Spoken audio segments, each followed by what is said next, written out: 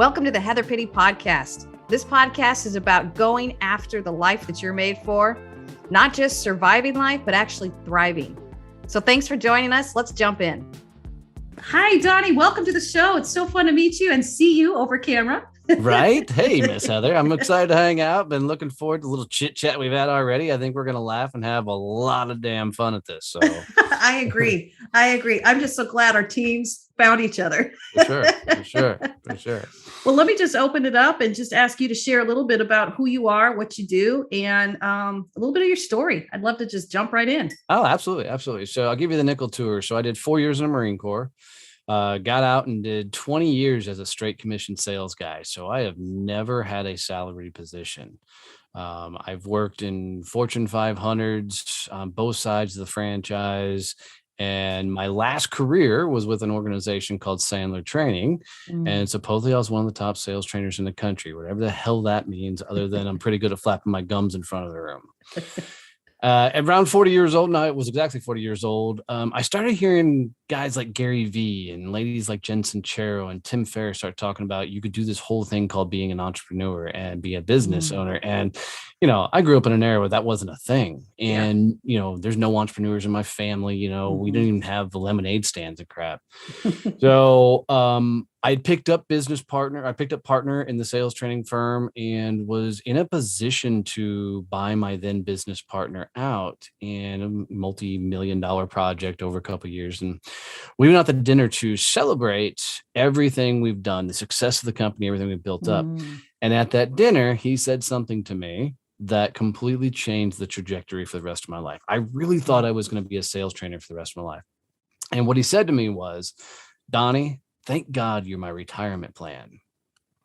Now, truthfully, everybody gives me that look. You guys didn't see it, but her eyes got about 10 miles wide, right? I did. Yep.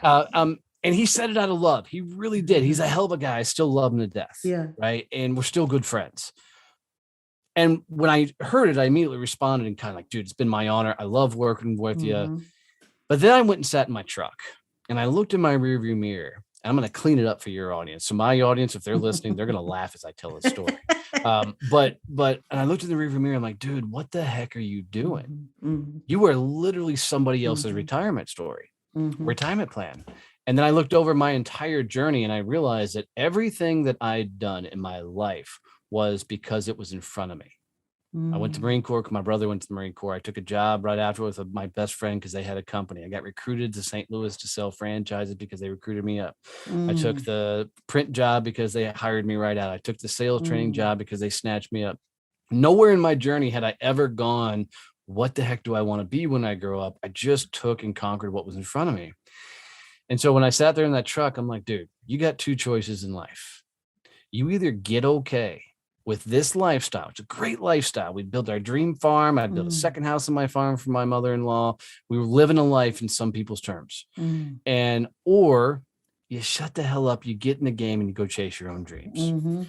So 15 days later from that moment, I launched Success Champions, and that was September of 2017. The day after, I had lawyers show up at my farm and slap me with non-compete papers.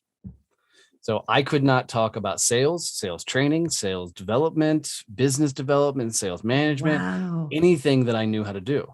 Okay. So I started off as a success coach.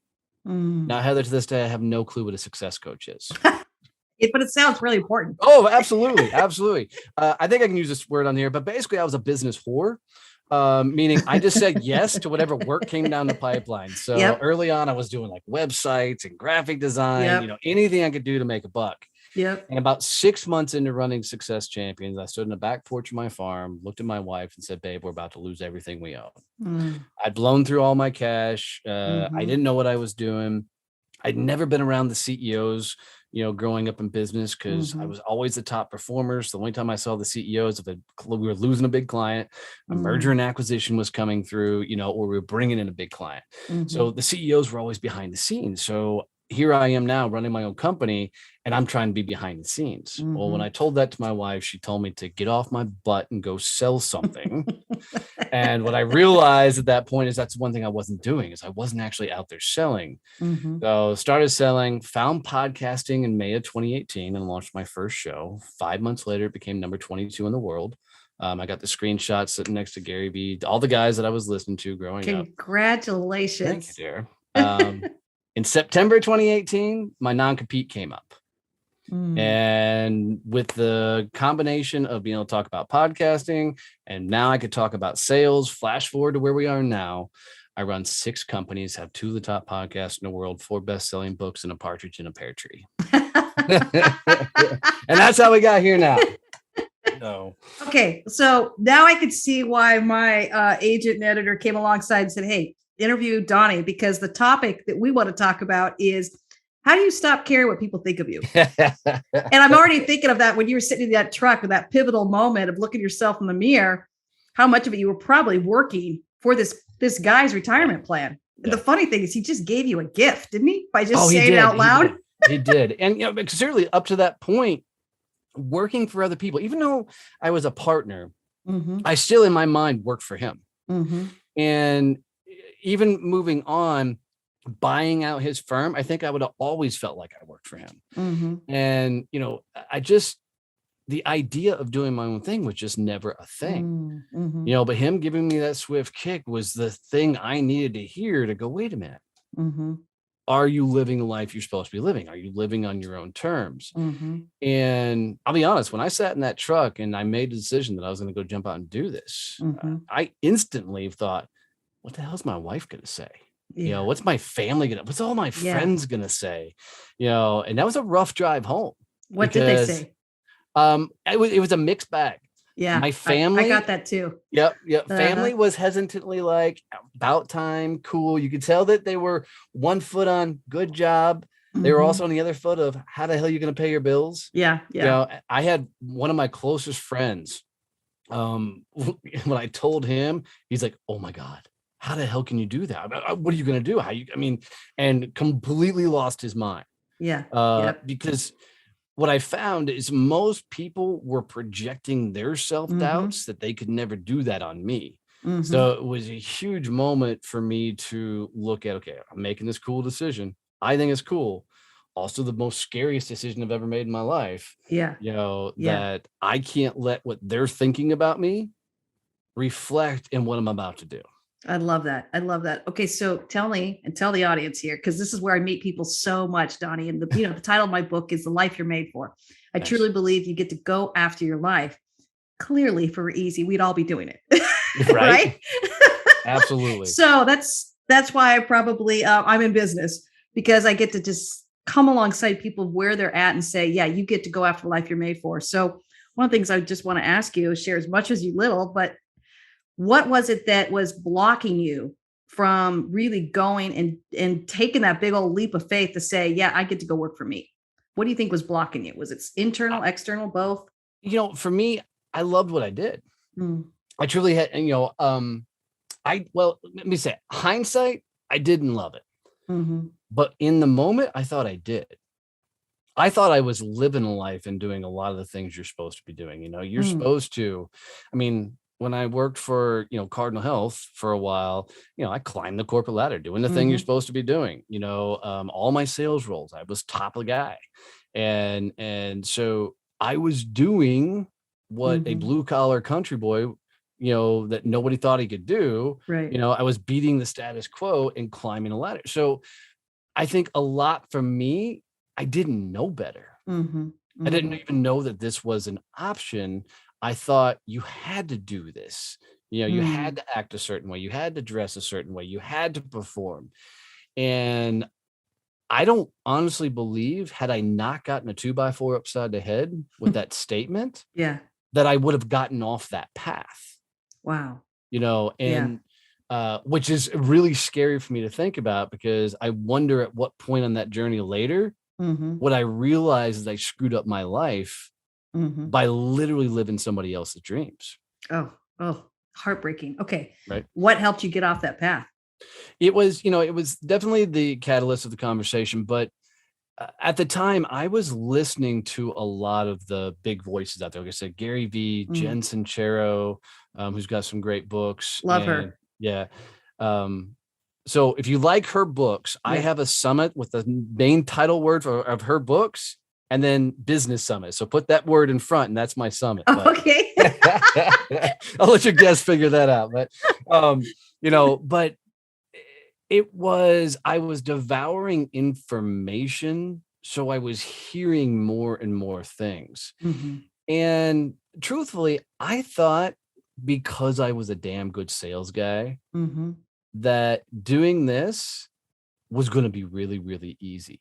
Mm-hmm. I thought, I've sold hundreds of millions of dollars. I've done a lot of cool things over the years, that launching a business was going to be like a piece of cake. I mean, I've sold the CEOs, I've done all the things. What I wasn't prepared for was the understanding that I spent 20 years as an employee, not a business owner. Yep. So my biggest, hardest transition was going, okay, now I have to think like a CEO. The hell does a CEO think like? Yeah. Right. Yeah. And that was a really, really tough transition for me to adapt to that moment. But one of the other things I think held me back is nobody in my immediate circle was doing this. Everybody was doing the same thing I was doing. They were working a long career. They were doing what you were supposed to do. Dress a certain way, talk a certain way, shut up, fall in line, because, in corporate America, you rock the boat, you get fired. Right. And I think, had I shown up in corporate America like I show up now, ball cap, t-shirt, cussing like I cuss, carrying myself like I am, there's no company that would have kept me. But now I get to find fun and freedom just being me out in the world. And you either like me or you don't. You know what? Either way is good by me. You kind of have to come to that moment, don't you, as an entrepreneur, because it's amazing how much energy we can spend people pleasing. And when I say people pleasing, I'm also thinking of like people pleasing the clients. And to your point earlier of, you just are the person with your hand up saying, pick me. I'm trying to get off the ground. Yeah. There comes a moment when you realize, I think people are seeing my desperation or my desire to just be so focused on meeting your need that I'm not really leading with who I am and my confidence. So I guess I want to talk a little bit about that. I mean, you came to a moment in your life when you realize we're losing everything. Basically, I'm in a catch-22. I can either move forward or I can pull back. I love your wife. She's like, just go sell. But I guess it came from a place of kind of understanding your values and how you wanted to show up in this world. Tell us a little bit more about that. Yeah. So it was a fascinating moment because it also, honestly, I should say, one of the darkest moments of my life. Because as a dude, you're supposed to provide, you're supposed to take care of the family. And, me losing everything didn't mean it just affected my wife and I. My mother-in-law was all going to lose her house on my farm. And so it was a really, really, really scary moment. And two things I can tell you came out of that. One, if you've always found a way, you'll continue to find a way. Two, putting your head down and getting to work, doing the things you're supposed to be doing will work. If you put your head down and get to work, and I think, during that particular moment, one of the catalysts for change is a buddy of mine looked at me and said, dude, if you think the way you've always thought, that's all you're going to be, it's all you're going to do. And he asked me, he said, describe your business to me. And so I was walking him through all the things we do. And he said, dude, you haven't built a business. You've built a crappy job for yourself. Oh, shoot. You were just doing what you knew, huh? Right. But he wasn't wrong. I mean, I was an employee for years. Yeah. I didn't know that I was going to have to flip the script to think like a CEO. And I think that, goes to a lot of things in our life. I don't think we take a step back and challenge what we think about, because if you go, most of the people, our generation were like, you go to school, I went to Marine Corps, didn't go to school, but you get a job, you work that career. It's why I love this generation coming up behind us, because they're like, screw that corporate America crap. I'm just going to do my own thing, which I freaking love. I wish I would have had their courage. Don't you? Age. Me too. God, yeah. Amazing. I find it in midlife, but it's a little more painful, isn't it? Well, that's what I tell everybody. I'm like, do it early, because you do it later and you got a lot more crap to lose. Yeah. Well, I wanted to circle around. You said this earlier. you can't step outside of the circles that you're in if you're not finding new circles. Yeah. So you said earlier about, I didn't have any other circles. It's what everybody was doing. I guess I want to ask you that. How did you get into new circles? Well, once you launch your own business and you're not able to play in the same playgrounds, one, because it costs a lot. Two, because you're now a completely different person. It was kind of shocking that a lot of the people I hung out with, were good friends with, they all seemed to change in an instant because I was no longer that same guy. And then I kind of felt like that a lot of them were wishing they could do what I just did. Yeah. But waiting to see if you're successful, right? Yeah, right. But if I failed, then it proved to them that they shouldn't have done it. Yeah. Dodge that bullet. Yeah, right. Like, oh, if Donnie can't do it, then nobody should do it. You know? And so, but personally, that was a driving force for me. You know, the whole idea that there was people expecting me to fail. It was kind of like, hold my beer and watch this. You know, we're going to make this work one way or hell, you know, even if I don't know what the heck I'm doing. And another fascinating thing I think I discovered along the way is as a sales guy, I outworked everybody. First guy in, last guy out. And I worked my butt off until I became a business owner and realized really quickly, I was a lazy dude as a sales guy. I put in a lot of hours, but I didn't work. Not like running a business, whole different level of demand and effort. But, you know, it was an indicator that just hard work, even if you stay working for somebody else, is never going to be the answer. No, it's doing the right things at the right time. Yeah. Okay. So I have to ask this because Sure. I think there's a bunch of clients running through my head where I'm going to say, listen to this because they're trying to venture out on the entrepreneur. And there's no easy formula, you know, there's just more of, you got to take the risk. You got to build the confidence. But tell me about a time, and I've been in my company about 13 years now. And I too was like you, like, I'm just going for it. After I got over the hump of trying to do it the old way, I just went for it and did become very successful. And I'm trying to ask, how did that happen? And I think it does take this grit to move forward and try it a new way. But I think there's another thing too that I had experienced was, what do you do when you fail? Every entrepreneur just already has probably, 5 scenarios flashing through their head where it's an epic fail and we have no one to blame but ourselves. You know where I'm going with this. Yeah. How do we help them pick themselves back up, and how does it make their confidence stronger, not weaker? I've seen too many people run and leave the fight. It took them out. How did you stay in with the fail? I will tell you that the only successful people in the world are the ones who were too dumb to quit. I love that. Because we went through, entrepreneurs are a unique breed because we're the only people in the world that wake up every morning going, ooh, I get punched in the face today by life. Let's go. And you wake up and you do it every day because the life of an entrepreneur is a series of crazy ups and downs. One day you feel like you're winning, and then next minute you're like, oh my God, I'm losing everything. Yeah. And, most people aren't prepared for that because, they're used to corporate success. And in corporate success, you always, if you lose a job that's paying $200,000 a year, you're likely going to go find another job that's paying $200,000 a year. Yeah. When you go out to be an entrepreneur, you're not having a job that's paying $200,000 a year. You better produce something that makes $200,000 a year. Yeah. And that was even being a straight commission sales guy where I've always had to go create that wealth like that.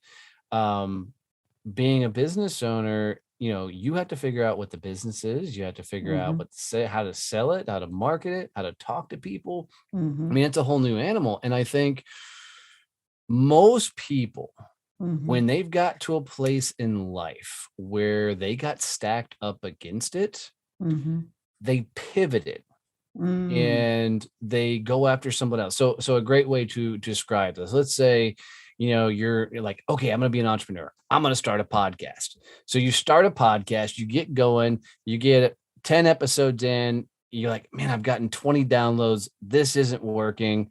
So you know what? I'm going to start a blog. And then you go start a blog. You start a blog, you put out 20 blogs, and you're like, man, nobody's commenting.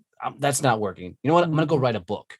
And then you write a book and you're like, that's going to be the thing. So you write a book, you put it out there, like, damn it, nobody's ordering that. So you know what? I'm going to get on stages. So then you get on stage and you keep doing this cycle of starting new things over. And the magic really happens is when you get to that point of, man, this isn't working, is taking the next step and to see if you can make it work.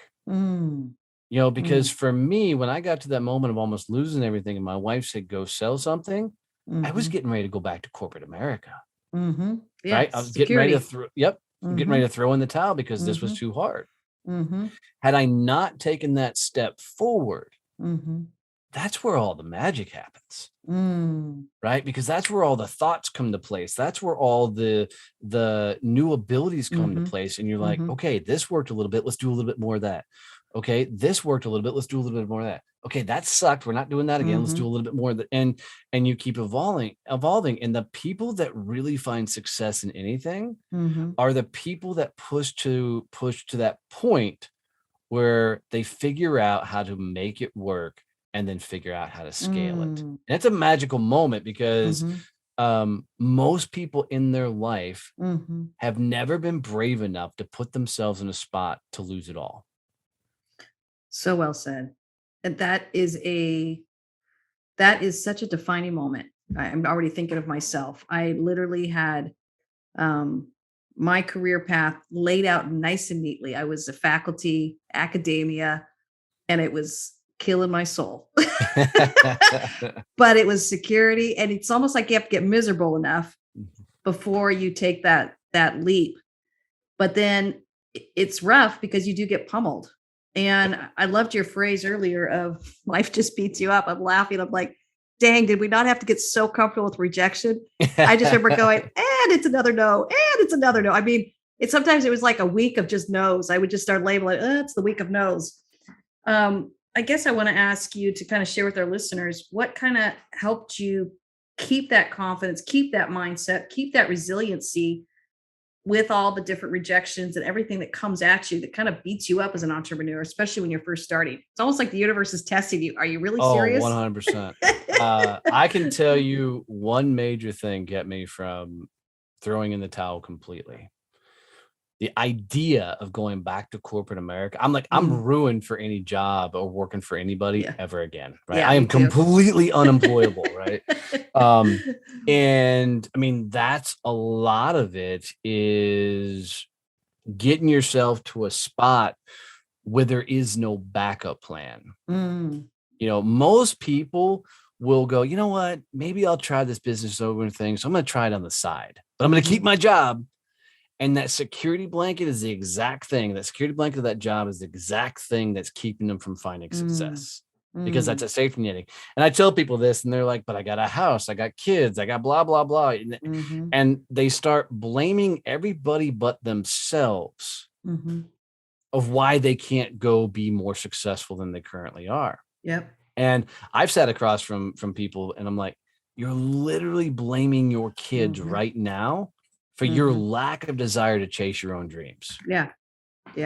Even money. Yeah. I know it's important because it's putting food on the table and everything else. I've got a family, but isn't that such a small story that we allow to rob us from the life we're made for? Well, yeah. And I tell people instantly, I'm like, what example do you want to set for your kids? That person that says, I'm going to create my own destiny in my own life, or the person that continues to do what they hate for the rest of their journey. Yeah. And, when your kids see you're resilient enough to go out and do it, yeah, sure. Is it going to create hardships? Absolutely. But no great man or woman was created during soft moments, right? You got to go through the crap to become the person you need to be able to continue on and move forward. And if you do it, how more resilient would your kids be if they see you go through it, they live that moment, and then you're teaching them through osmosis how to actually go and create their life. I love that. Do you have kids, Donnie? Nope. Oh, nope. You do? Okay. Nope. So I have a 17-year-old and 19-year-old. So I'll say, what would you tell my kids? I was going to ask you, what would you tell your kids? But I'm like, never mind. You don't have them? Tell my kids. What would you tell my kids when they're feeling like they've gotten beat up by life? And I'm starting to see it more. They're moving into adulthood, right? And it's just a little bit of shock and awe of coming out of the nest. Right. What would you tell them that says, keep going?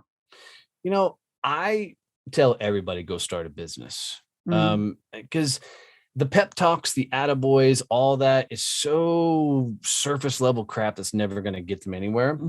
But when you have a mission, when you have something that you're trying to accomplish, because 17 and 19, you still don't know what the hell you want to be when you grow up. You're still figuring out life, and you got so many people coming at you asking, what do you want to be when you grow up? What do you want to do? And people are like, you should go do the college thing, which is such a joke anymore. And people are throwing all this crap at you, when I think, and granted, I don't have kids, but I think the amazing parents at that point should sit back and go, who do you want to be?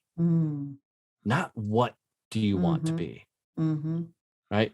How do you want the world to see you? And you start getting them to challenge the way they're currently thinking. And you literally look at them and go, okay, who do you want to become? How do you get there?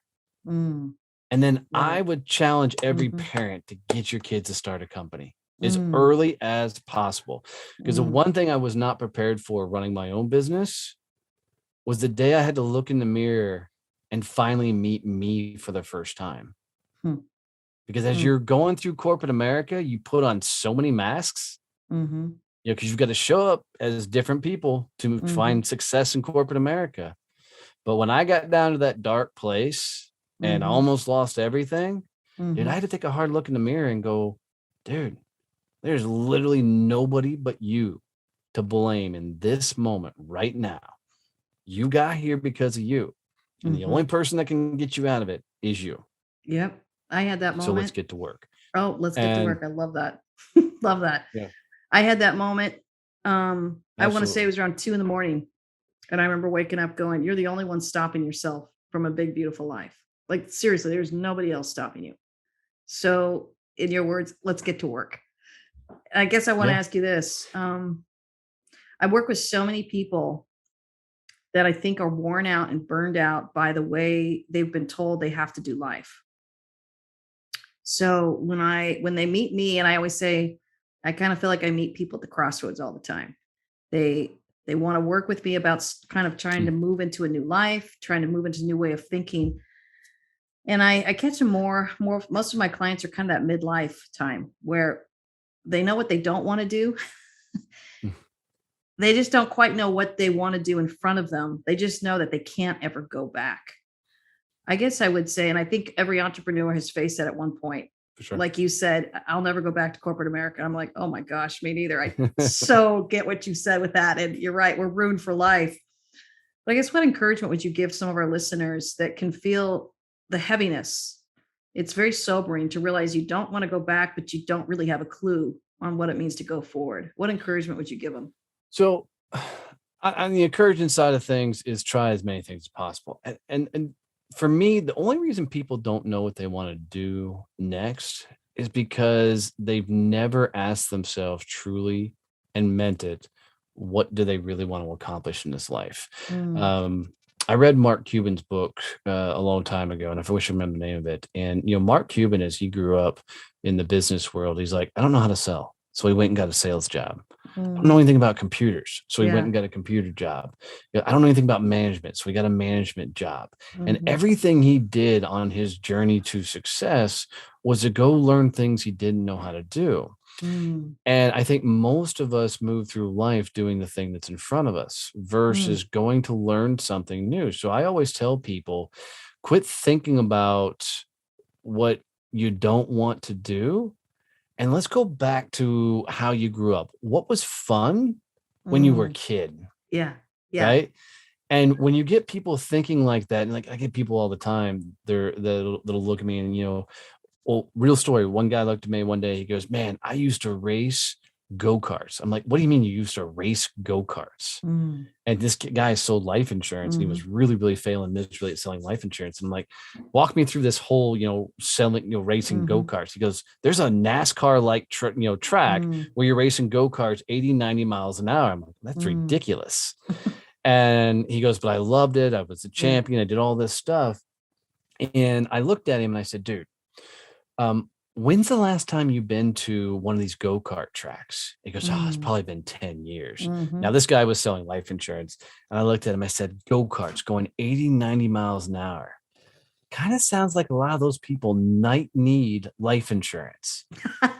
And he looked at me and goes, "I really hate you right now." He said a lot stronger language than that, but and so he literally started going out to the track and just as a participant. And the next thing you know, he found himself in the pits. And the next thing you know, a few months in, he was driving one of the cars. And you flashed forward to where he is now, and he runs one of the biggest life insurance agencies here in the Dallas-Fort Worth marketplace. He's got like 6 cars that he sponsors and drivers and everything else. So oftentimes, the answer isn't looking out in front of you going, "Okay, what do I want to be when I grow up? What do I want to do?" Is what was fun in the past and how can I use that to propel me forward? Love that. And I think once you find that thing, man, things get a lot easier to start figuring out. Yeah. I use an allegory in my book about this little girl who loves going and jumping on her tire swing. But as she grew up, she got more and more bracelets that people gave her on her arms, just a metaphor for all the jobs and responsibilities and duties. And so she couldn't go to visit her tire swing anymore. So it's this amazing metaphor where a lot of clients will jump on the line. They'll be like, "Hey, I got to go find my tire swing. I'm exhausted. I'm wearing too many bracelets. They're all the way up to my elbow." And I'm like, okay, let's get you out of that tire swing. And I usually ask, what did you love to do when you were younger? Like when nobody was asking you to do stuff, what would you just love to gravitate toward? And I used to teach when I first started out, and I always joke, I'm like, nobody has to tell the kids what to go do at recess or the playground. Right. They know. Right. It's something that just gets stolen and robbed from us as we start really taking on responsibilities and almost posing. It's not our true self. Yep. Agreed. And as you were talking, it made me want to ask you this question.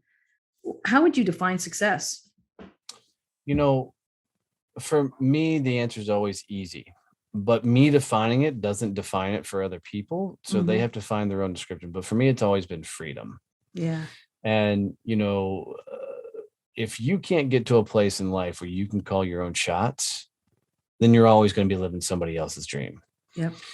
And, even circling back to what you did as a kid, a lot of us did things in our careers that were a freeing type thing. I mean, for instance, before I left working for other people, I used to do a ton of networking, doing professional networking groups and the likes. And I ran a lot of groups for the chambers of commerce. And it was a lot of fun for me. But when I launched Success Champions, I'm like, I'm leaving that world behind. I'm not taking that world with me because that was past Donnie. That was part of corporate Donnie, and I'm leaving that kind of stuff behind. And interestingly enough, life has a way of coming full circle because in March of 20, we launched Success Champions Networking. And we've changed how the world networks by creating and evolving what networking should be at. And in doing so, what we found is I've found a whole new level of freedom because I can go back and teach people something I really enjoyed doing, something that I really found a lot of love and passion for. And it's amazing when you can get to some level of freedom by bringing in something that you really enjoy. I'm never a guy that's going to tell somebody to take your passion and turn it into a business. But I will tell you, whatever business you end up doing or decide to doing, make that become passionate about that thing and watch how much it gets you to some sort of really fun freedom. I'd love that. Love that. Freedom's always been my cry. You said something about, I would never tell someone to take their passion, turn to a business. It's actually a pretty popular thing that people are saying these days. Tell us. Yeah, they're idiots. They're idiots. Tell me why. So because most people really have something, a hobby or something that they absolutely love.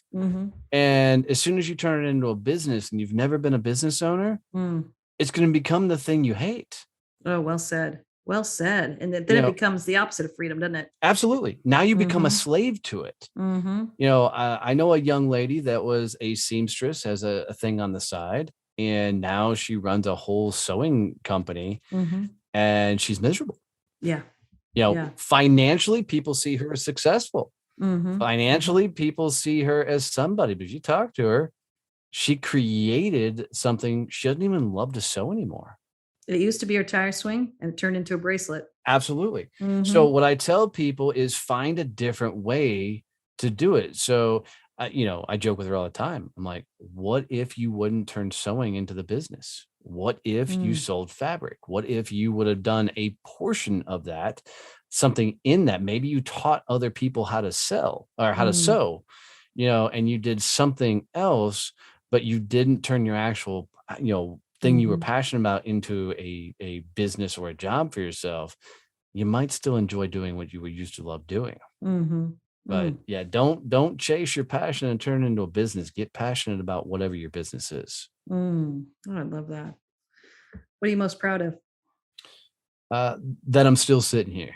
Oh, You know, yeah. I can tell you, building this business, all 6 of them to this point, is the toughest thing I've ever done in my life. Mm. You know, when we get to that point, like we talked about earlier, when you get to that point and you realize you can't blame the economy, you can't blame a damn Mm-hmm. virus, you can't blame, whatever, this world's on you. When Mm-hmm. you get to that point of life and you're like, all right, no Mm-hmm. excuses. Mm-hmm. And you go, and at some point you get to look back on everything you've accomplished. Mm. Man, that's a cool moment. And you Wow. realize the lives you've impacted, the people that come along for the ride, and you realize how much you've evolved as an individual. Mm-hmm. I almost cussed. I caught myself. It's freaking magical. You're evolving. Right? Right now in this moment. Yeah, guys, Thanks, if you like Donnie. profanity, don't listen to the Growth Mode podcast. Donnie's trying to totally respect my audience. Thanks, Donnie. I appreciate it. For sure. For sure. I But love that. and I think a lot of times, we all move through life, and because we're doing different things and working for different people, that we have a lot of false things we're proud about. Now, Mm-hmm. I'm honored a lot of things that I've accomplished. I'm proud of a lot of things I've accomplished. But when you build your own thing and it works, Mm-hmm. and you're now impacting the lives of others because it worked, Mm-hmm. man, it's a cool place to be. Really What cool place to be. I have to ask this because you said this phrase a couple times. What's your favorite way of impacting people? I like being the guy that shares all the screw ups and Mm. everything I've done wrong in business. Mm. People have asked me how I've built the champion. So I have all my fans and followers. We call them champions. Name the company Success Champions.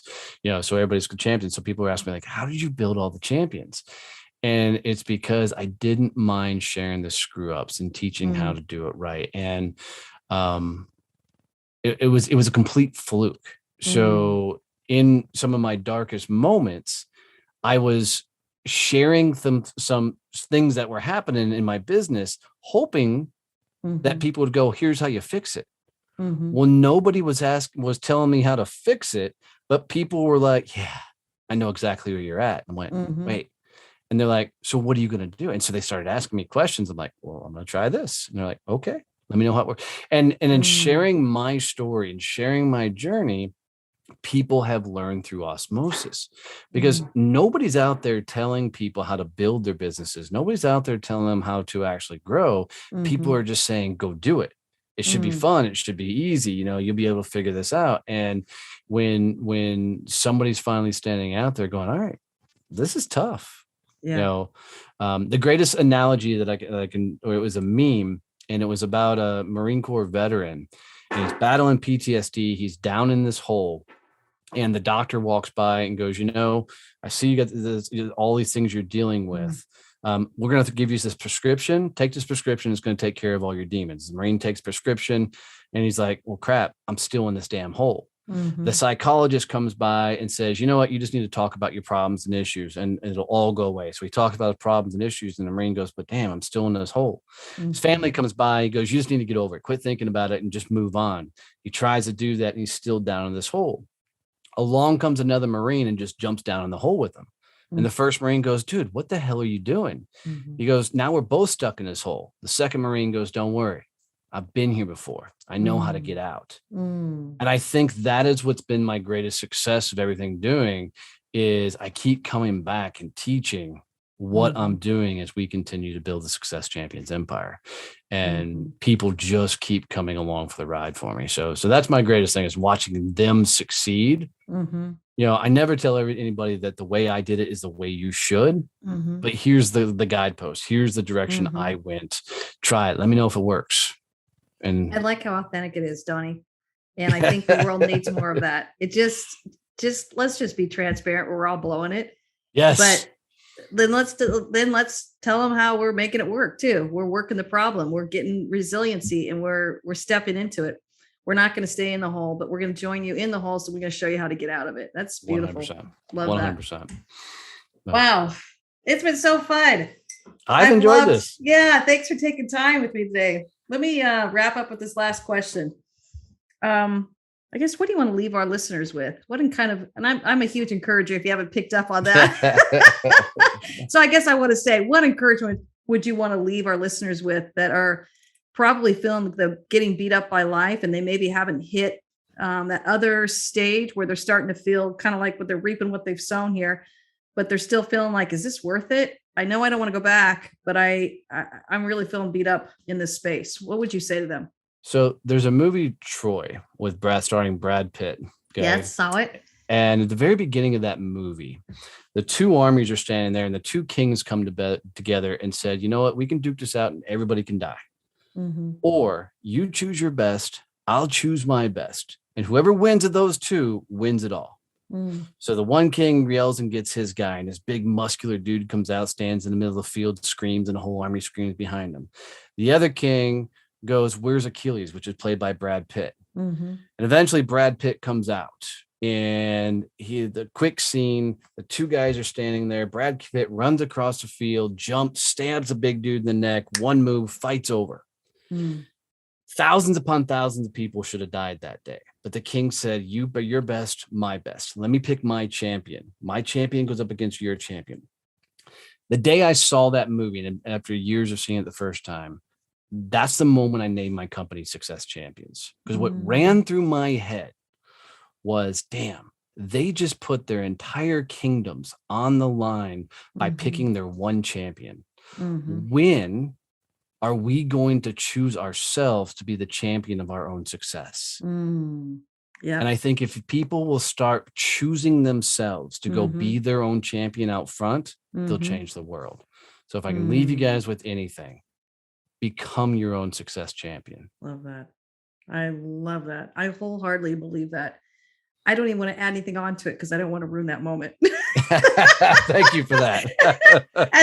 We just got to end it there, Donnie, because I have nothing else to add. And it just summed up what I believe every human being gets to have. My hope is that every human being gets to believe that themselves, because we can't believe it for them, can we? For sure. Can I want to leave your guest with one last message. Yes, really fun of course. One. Guys, if you got any value out of this episode, like one tip, one trick, something, maybe you made a big decision in your life, do Heather the greatest thing and tell one person to listen to her show. I can tell you as a fellow podcaster, the hardest thing to do is growing a podcast audience, other listeners. You guys, she's bringing value every time she sits down. You guys tune in, listen to her show. Tell one person how to subscribe to her show. It's literally like you walked up and gave her a virtual hug, and it'll mean the world to her. Thank you, Donnie. And you're welcome. You're right. I appreciate that. Well, I feel like we could talk all day, but I guess we better land this. Let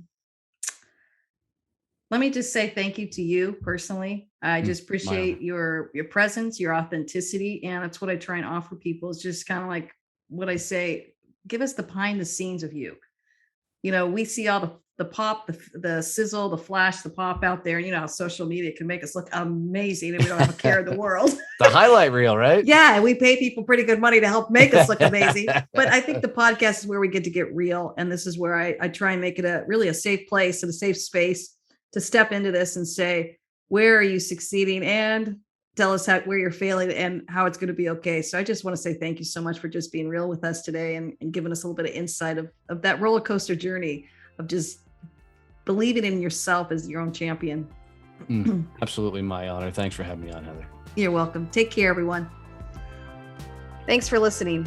And please drop a review. It really helps us out wherever you're listening from. And if you want to find out more about your clarity, your confidence, and your courage, go ahead and get my book, and you can find it at heatherpenny.com.